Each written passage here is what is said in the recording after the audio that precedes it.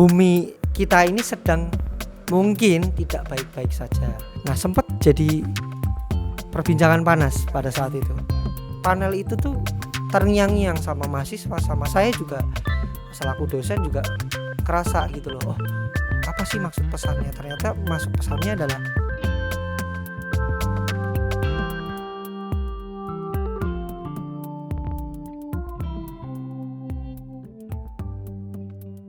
teman-teman sahabat Palakali, malam ini saya kedatangan sahabat baik saya, yaitu Dik Bro Rio ya. Panjangnya Rio Setiamonata. Dia memang domisili di Jogja, tapi memang sebagai akademisi di salah satu universitas di Depok, Jawa Barat. Dik Bro Rio, saya akan melihat ya jejak Dik Bro Rio bahwa background dari interior, kemudian magister, kemudian sekarang sebagai akademisi juga punya bisnis. Gitu ya. Ketika Dik Bro beberapa kali main ke studio kami di Palakali Kreatif, yang memang sejak awal saya selalu ceritakan kepada Dik Bro bahwa kami ini menyuarakan tentang bangunan studio ramah lingkungan. Pendapat Dik Bro Rio gimana sih tentang Palakali Kreatif? Saya kenal Mas Adi ini udah lebih dari sekitar 10 tahun, dan saya melihat pergerakan Palakali ini bergerak di pendidikan dan juga kepedulian antara Bu Aryokta dan Mas Adi tentang alam dan juga lingkungan yang ada di Palakali ini. Contohnya, saya itu melihat kepedulian yang pertama itu adalah selalu mengajak terutama anak-anak kecil, anak-anak muda yang umurnya mungkin bisa dibilang di bawah umur 10 tahun ya. Yang menarik paling saya ingat dari pertama kali datang sini adalah mereka mengolah kertas recycle dari kertas-kertas bekas yang direspon sedemikian rupa, uniknya menjadi sesuatu hal yang art maupun fungsi. Misalkan saya lihat ada yang merespon menjadi hiasan di rumah tinggal, ada yang merespon menjadi salah satu tabungan atau celengan gitu, seperti itu, ada bentuk ayam dan lain sebagainya. Nah, itu yang paling awal mula saya ingat. Jadi basic Palakali ini adalah rumah untuk pendidikan dini anak-anak muda yang masih kecil gitu ya. Sampai akhirnya saya tahu bahwa ternyata kok nggak maksimal di angka 10 tahun aja. Ternyata pendidikannya itu lanjut sampai ke jenjang SMA sampai kuliah. Jadi banyak anak-anak yang tadinya masih junior terus lalu jadi senior. Dan saya ngelihat 10 tahun ini perkembangannya cukup baik gitu. Dari sisi kepedulian tadi ramah lingkungan maupun kepedulian tentang seni dan budayanya gitu. Terima kasih ya, ini sebuah semangat dan motivasi kami untuk terus bergerak ya. Saya manggilnya mungkin loncat-loncat antara Dik Bro sama Mas Rio gitu ya. Apa yang keluar dari mulut saya semoga bisa membahagiakan malam ini ya. Amin. Jadi terima kasih, itu memberikan motivasi buat kami. Mohon maaf juga ketika Bu Aryokta nggak bisa hadir malam ini. Kalau di sesi-sesi terakhir selalu kita bisa hadir ya. Nah, sekarang masuk ke profesinya Dik Rio ya. Bahwa sebagai akademisi juga sebagai desainer, saya ingin mengintip saja, apakah kemudian yang kami suarakan ini juga sempat tipis-tipis atau bahkan melebihi dari ekspektasi kami, juga menyuarakan hal yang sama tentang ramah lingkungan, tentang material reuse recycle, kemudian material daur ulang, ataukah seperti apa? Kalaupun tidak, bagaimana? Apa yang dilakukan oleh Mas dari sisi desain, dari sisi pembelajaran ke teman-teman mahasiswa? Sebenarnya dari sisi pembelajaran ketika mahasiswa itu peduli dengan keramah lingkunganan atau apa apa ya nyebutnya itu, apa, changing habit ya kalau saya ngelihat itu. Jadi kadang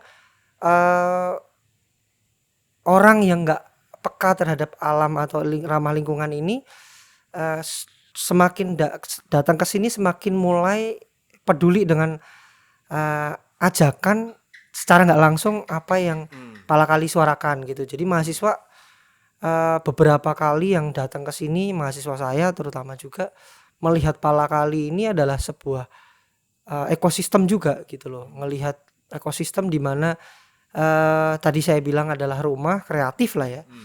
Yang fokusnya itu salah satunya adalah mengedepankan sisi lokalitas dan mengedepankan sisi ramah lingkungan tadi. Jadi impactnya terhadap mahasiswa sangat besar sebenarnya. Contoh, pada saat itu saya mengajak mahasiswa-mahasiswa saya untuk menggambar apa yang ada di sini. Mata kuliah gambar bentuk 1 kalau nggak salah. Jadi menggambar langsung di lapangan. Nah, mereka saya suruh cerita apa yang didapat di sini. Ternyata banyak sisi keunikan yang menarik untuk dibahas. Salah satunya adalah panel yang ada di belakang. Nah, panel itu kenapa kosong gitu? Kenapa apa namanya? Kayak seperti komik gitu loh. Ada cerita apa sih di dalam itu? Nah, ini ternyata panel itu tuh terngiang-ngiang sama mahasiswa, sama saya juga selaku dosen juga kerasa gitu loh. Oh, apa sih maksud pesannya? Ternyata masuk pesannya adalah ekspektasi orang itu ketika masuk terus selalu pengen punya mimpi, mereka bisa menaruh mimpinya sepanjang cerita itu, lalu mereka bisa membuat cerita itu dengan saling interconnected gitu. Jadi saling kolaborasi salah satunya gitu. Jadi saya ngelihat Palakali ini juga tempat untuk berkolaborasi gitu. Nggak cuma teman-teman desain interior sebenarnya yang datang ke sini gitu. Banyak sekali. Ya. Terima kasih Dik Bro bahwa ternyata ada beberapa rekaman ya yang ada di sini. Tapi yang jelas kita pengen menyuarakan tidak hanya mikro tetapi makro dari oase yang kecil ini karena kami tidak akan punya manfaat apapun kalau tanpa kita lakukan secara terus-menerus gitu ya. Jadi kalau tadi disebutin mungkin sekilas bagi sahabat Palakali yang belum tahu yang diceritakan oleh Dik Bro Rio bahwa di sana itu di dinding lantai 1 belakang galeri itu ada beberapa panel dari GRC yang berupa bubble kemudian kosong betul. gitu ya. Jadi waktu itu memang kita sampaikan bahwa disitulah siapapun yang datang ke Palakali itu punya mimpi, punya harapan dan apapun yang dia rekam, nah itulah manfaat yang terbaik yang dia ambil.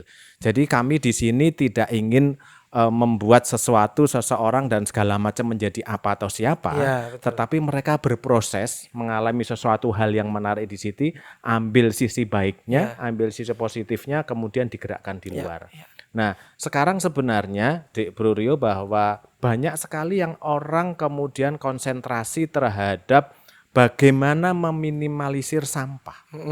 Karena memang kami konsentrasinya salah satu yang disebut tadi bahwa kami memproduksi, mengolah, kemudian menginfluence teman-teman dan siapapun sahabat Palakali untuk bisa mengkondisikan sampah itu menjadi sesuatu hal yang bukan menyusahkan ya, tapi meminimalisir kalau bisa sampah itu tidak keluar dari rumah. Nah, bagaimana menurut Dik Bro Rio tentang sampah? Di Jogja itu saya ngelihat kepedulian masyarakatnya itu belum maksimal karena kemarin sempat ada apa namanya beberapa ya sampah yang terbengkalai lalu tidak dibawa ke tempat pembuangan sampah gitu ya. Nah, akhirnya itu menjadi persoalan besar sekali masyarakat yang ada di sana. Pertama, sampah yang dikolektif sama tempat atau orang-orang yang sering biasanya datangin itu mereka nggak datang karena antri salah satunya. Nah, ini fenomena yang sebenarnya dari dulu sempat dibahas gitu sama ya pakar ilmu lingkungan dan lain sebagainya. Tapi sampai ke sini, sampai sekarang ini juga masih tetap berpengaruh dan tetap ada sampah terus menerus gitu. Lalu saya melihat kepedulian orang-orang ini sekarang ini sudah semakin peka gitu. Jadi masyarakat semakin kesini semakin peka terhadap mereka memilih atau memilah sampah. Misalkan antara sampah organik dipisah dengan antara sampah kaca gitu, karena kaca ketika digabung akan merusak. Kemudian anak-anak muda nggak cuma di Jogja, apalagi di ibu kota ya, di sini di Jogja, di Jakarta, banyak orang sudah mulai peka terhadap pengolahan sampah gitu. Saya melihat beberapa terutama plastik ya yang bisa direspon. Plastik banyak bisa direspon untuk produk industri seperti furniture, elemen dekoratif, kemudian hiasan dinding, lalu bahkan bentuk-bentuk fungsional yang sering kita pakai di ranah fashion seperti jam tangan dan kacamata gitu, banyak sekali. Cuma yang jadi persoalan yang menurut saya masih banyak itu nggak cuma plastik, adalah sampah-sampah organik yang itu mau dikemanain gitu. Karena bisanya kan kebanyakan orang pengennya itu langsung dibuang gitu aja. Nah mungkin harus muncul inovasi-inovasi baru yang nggak melulu plastik gitu, karena nggak cuma plastik gitu loh sampahnya gitu. Ada juga yang saya lihat fashion, itu banyak banget sampah fashion, itu juga belum banyak orang yang merespon itu. Kalau plastik udah banyak lah gitu, kita ngerespon, lihat gitu anak-anak Bandung, anak Jogja, Palembang, Semarang, dan kota-kota besar tuh udah mulai bermunculan brand-brand untuk ngerespon si plastik itu. Tapi ada banyak gitu, misalkan gelas pecah, mau direspon apa ini? Kalau di Palakali saya baru ngelihat elemen-elemen seperti kayu, seperti bekas dari bongkaran-bongkaran dari interior atau arsitektur atau sipil, itu mulai diolah gitu. Lalu kayak tadi saya menceritakan dari kertas bekas yang diolah menjadi art gitu, seni atau karya nilai fungsional yang itu sebenarnya bisa dijual juga gitu oleh kalangan kreatif gitu. Ya, ya. Ya, terima kasih. Jadi sebenarnya sampah itu bukan masalah orang yang di sana ya, tetapi masalah kita semua ya. Ya betul. Yang kalau kemudian masalah itu menjadi sahabat, berarti kita peduli kepada sahabat kita gitu ya. Jadi itu bisa menjadi diolah menjadi sesuatu yang sangat menarik gitu ya, benar ya. Jadi memang betul bahwa sampah itu kategorinya banyak sekali ya. Bahkan saya barangkali tidak terlalu banyak ke sana, tapi ada B1, B2 yang berbahan radioaktif sampai ke organik, anorganik segala macam. Itu menjadi tanggung jawab kita bersama, benar ya? Betul sekali. Dek Rio ya. Jadi tugas itu secara terus-menerus harus kita sosialisasikan, harus terus kita suarakan. Kemudian tentu saja ya banyak kemudian influencer atau mungkin pemerintah ya melakukan terus-menerus melakukan gerakan itu agar semua masyarakat paham terhadap itu. Nah, kalau tadi kita ngobrol secara singkat ya, Dek Rio itu sebagai akademisi juga punya kesempatan yang luar biasa dalam melakukan penelitian. Baik itu atas karena kebutuhan kampus, karena dengan sendirinya sebagai akademisi ada kepedulian untuk meneliti sesuatu. Apakah ada rencana ataukah sudah pernah dilakukan penelitian tentang sampah ini yang berdaya guna, yang kemudian sekarang ada yang dikategorikan berdampak terhadap circular economy? Oke. Saya akan sedikit cerita flashback tentang tahun 2011. Tahun 2011 saya membuat satu proposal untuk berkarya seni dan desain. Pada saat itu semua konten karya saya berkaitan dengan sampah gitu. Dan saya membuat proposal itu pada saat itu akan mendaftarkan sebagai seniman artis residensi. Nah, saya mendaftarkan diri saya lewat satu proposal itu dengan idenya adalah sampah, salah satunya. Lalu saya mendaftarkan itu, akhirnya lolos di salah satu galeri di Jogja. Gitu. Dan akhirnya saya mahasiswa pada saat itu desain interior. Waktu itu masih mahasiswa ya? Masih mahasiswa desain interior angkatan 2007. dan berpameran tunggal pertama itu tahun 2012-2013 gitu. Nah sempat jadi perbincangan panas itu pada karya saat seni itu. rupa ya? Karya seni rupa, tapi dalam event pameran tunggal pameran atau tunggal. dalam event pameran bersama? Pameran tunggal, iya pameran tunggal. Jadi itu dikurasi, jadi saya artis residensi. Pada saat itu saya di karantina selama 6 bulan. Saya ngerespon apa yang ada di lingkungan sekitar. Ada saya ngerespon kerat-kerat, mohon maaf nyebut merek ya, Sosro, Coca-Cola dan lain sebagainya, itu saya respon untuk menjadi sebuah rak.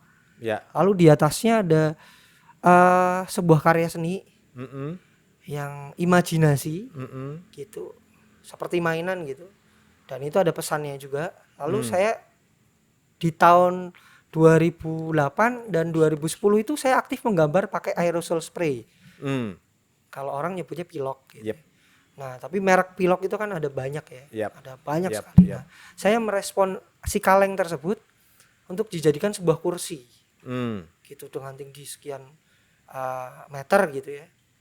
Saya olah gitu, itu juga pakai sampah. Jadi saya dari dulu sebenarnya udah mulai ada kesadaran gitu loh terhadap apa yang sekarang ini menjadi kemudian tren ya. Menjadi tren. Jadi dulu ya, sebenarnya saya udah neliti, cuma saya nggak pernah mewujudkan itu jadi satu modul produk. Bukan satu modul jurnal penelitian. Jadi munculnya adalah produk gitu, atau produk seni dan desain saya nyebutnya gitu. Kalau banyak orang nyebut seni rupa, tapi saya pengennya adalah sebenarnya saya dari anak desain yang pengen berkarya seni pada saat itu. Jadi menggabungkan antara dua itu.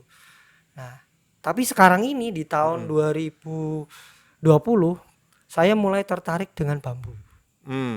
Gitu, karena bambu ini adalah, kan kalau kita ngomongin lingkungan gitu juga kita harus memikirkan material alternatif gitu. Salah satunya bambu. Bambu ini adalah material alternatif sustainable, di mana sebenarnya masyarakat Indonesia itu adalah dulunya itu mengedepankan budaya bambu.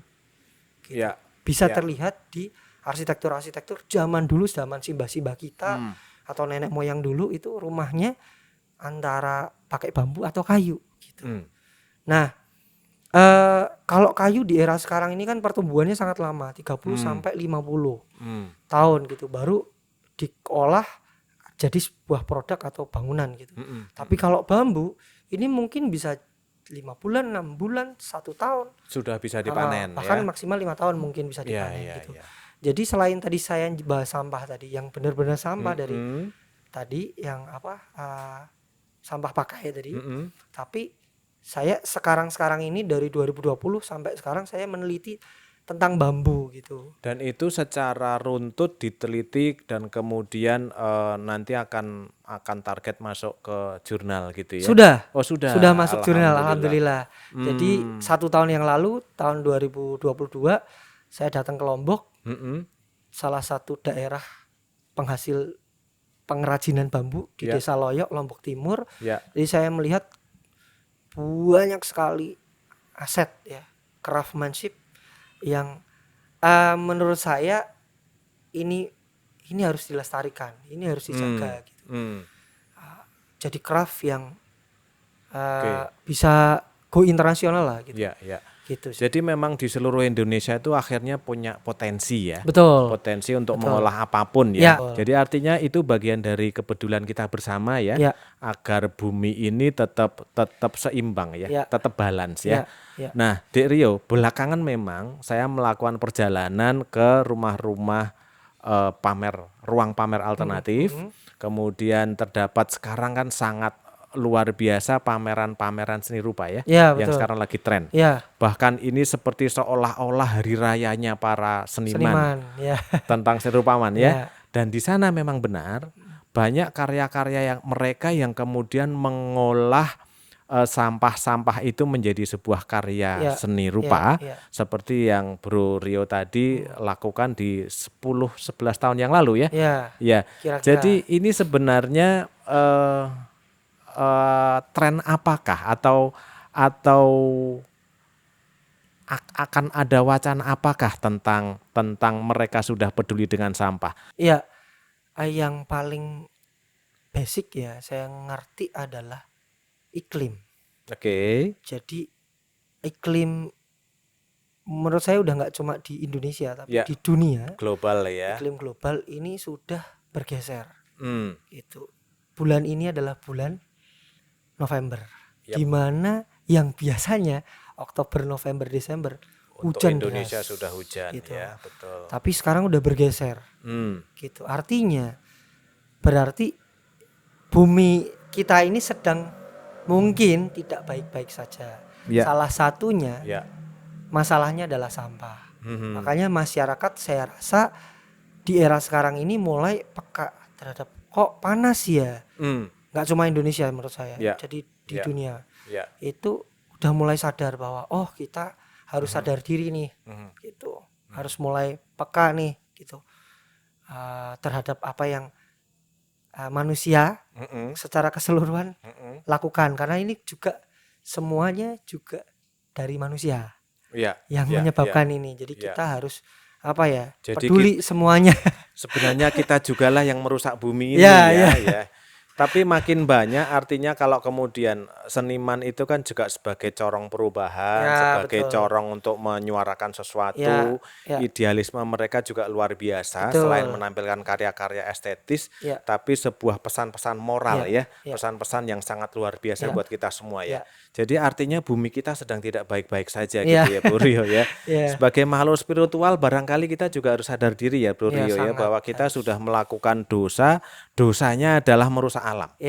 Gitu ya. Jadi harapan kami mungkin seperti tadi yang saya sampaikan ke Bro Rio, bahwa kita tidak punya waktu pendek, tapi malam ini adalah perbincangan yang luar biasa. Sekarang harapan Bro Rio seperti apa tentang karya-karya Bro Rio dalam desain ke depan yang terkait dengan barangkali tadi sustainable material, sustainable design, kemudian barangkali harapan-harapan apa kepada para desainer-desainer muda atau mahasiswa-mahasiswanya Bro Rio yang sekarang lagi dididik gitu ya, agar mereka kemudian peduli terhadap ini. Oke. Gimana menurut Bro Rio? Yang penting itu sebenarnya kita mau berani berinovasi untuk mengolah material gitu, yang ada di lingkungan kita gitu. Tentunya sampah tadi gitu. Gitu sih. Betul ya Dek Rio, bahwa kebetulan kita hampir sealiran ya, artinya saya juga profesinya kan di dunia desain ya, selain dunia interior juga arsitektural, kemudian dunia kreativitas yang lain. Memang kemudian ketika kita bergerak untuk selalu menyuarakan tentang ramah lingkungan, mau tidak mau saya harus menyuarakan itu terhadap karya-karya desain. Yang alangkah senang sekali kalau itu diapresiasi oleh klien kita, bahkan kemudian diwujudkan menjadi sebuah karya nyata. Jadi artinya kita harus terus-menerus gitu ya, menginfluence atau memberikan motivasi kepada anak-anak muda ya, termasuk yang dilakukan oleh Dek Rio kepada para mahasiswa. Jadi kuncinya adalah mereka harus terus-menerus melakukan inovasi, pemahaman terhadap eksplorasi material itu harus terus-menerus dilakukan ya. Yang kemudian menjadi sangat keren kalau itu kita dampingin ya, karena tentu saja hal yang terbaik adalah ketika itu mendapatkan manfaat ekonomi. Betul. Memang kalau riset itu betul menggunakan dana dan segala macam, jadi riset itu akan menjadikan sebuah produk yang berdaya guna, tetapi bermanfaat buat ekonomi. Baik Bro Rio, saya tidak berusaha untuk menyimpulkan pembicaraan malam ini, tapi ini luar biasa sebagai pemantik ya.